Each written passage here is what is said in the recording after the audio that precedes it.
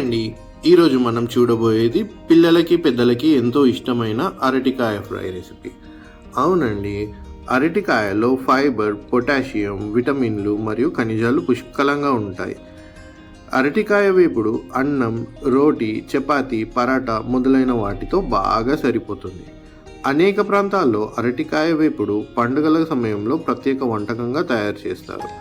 అరటికాయ వేపుడు దాని రుచి, ఆరోగ్య ప్రయోజనాలు మరియు అమోఘమైన రుచితో కూడి ఉంటుంది. దీన్ని ఇప్పుడు ఈజీగా ఇంట్లోనే ఎలా తయారు చేసేయాలో చూద్దాం. Hi everyone, welcome back to our channel mister foodie.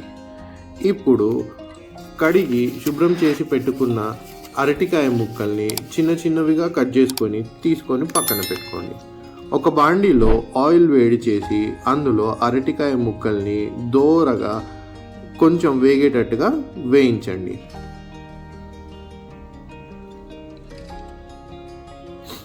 అరటికాయ ముక్కలు కొంచెం వేగితే సరిపోతాయండి, బాగా వేగాల్సిన అక్కర్లేదు. బాగా వేగితే బాగా గట్టిగా అవుతాయండి, టేస్ట్ సరిగా రాదు.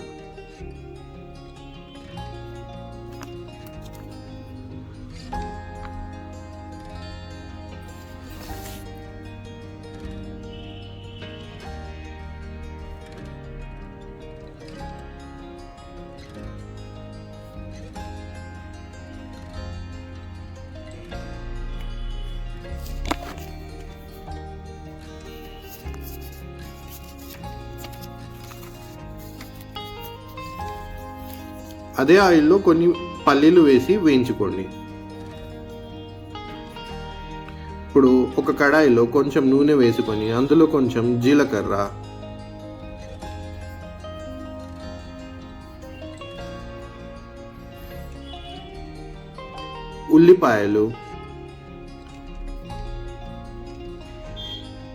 ఉల్లిపాయలు వేసి దోరగా కొంచెం బ్రౌన్ కలర్ వచ్చేటట్టుగా అటు ఇటు వేయించుకోండి.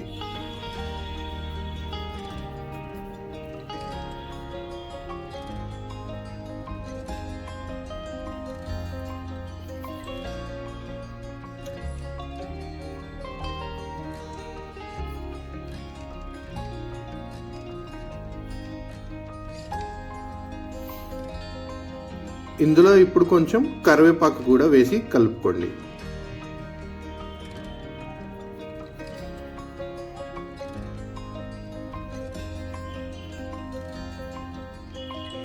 ఇందులో కొంచెం పచ్చిమిర్చి వేయండి.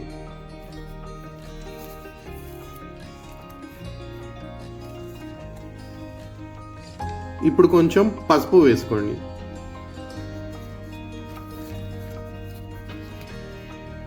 అల్లం వెల్లుల్లి పేస్ట్ వేసుకోండి.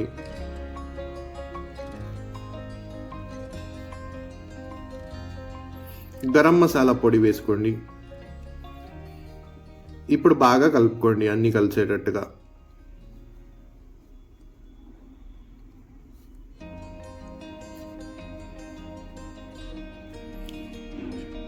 సరిపడా కారపొడి వేసి కలుపుకోండి. ఇప్పుడు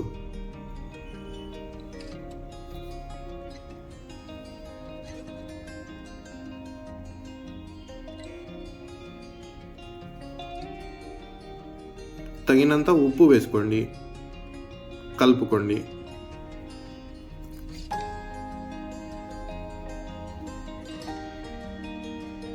ఇప్పుడు వేయించి పక్కన పెట్టుకున్న అరటికాయ ముక్కల్ని ఇందులో వేసి వేయించుకోండి.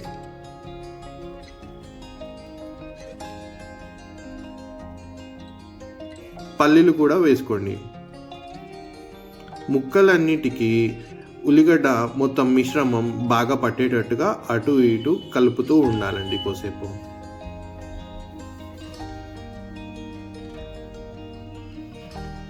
స్టవ్ మీడియం ఫ్లేమ్లో ఉంచి కలుపుతూనే ఉండాలండి, లేకపోతే కింద మాడిపోతుంది, చూసుకోవాలి.